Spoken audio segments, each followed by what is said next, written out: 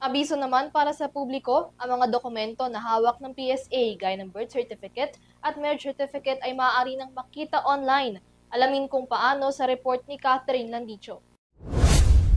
Magandang balita para sa mga kababayan nating Pilipino dahil inanunsyo ng Philippine Statistics Authority o PSA na maaari nang makakuha online ng mga pangunahing civil registry documents gaya na lamang ng birth certificate, marriage certificate, death certificate, pati na rin ng Senomar o Certificate of No Marriage at Senodeath na Certificate of No Death Record.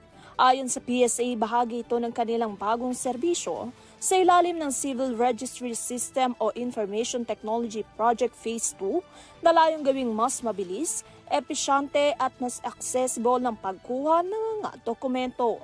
Ang nasabing serbisyo ay may dalawang bahagi at ito ang viewable online, isang digital na kopya ng dokumento na maaaring i-access online gamit ang isang unique code.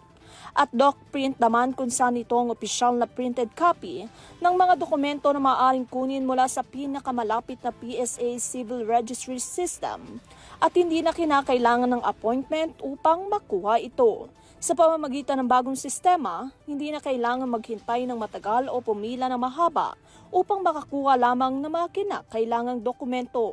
Sa halip, maaari nang mag-request online at i-claim ang opisyal na kopya sa outlet ng mas madali.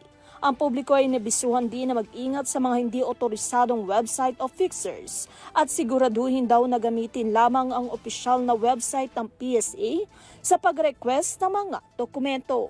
Ang inisyatibong ito ay bahagi ng patuloy na modernisasyon ng PSA upang mapabuti ang serbisyo sa publiko at gawing mas accessible ang mahalagang dokumento para sa bawat Pilipino.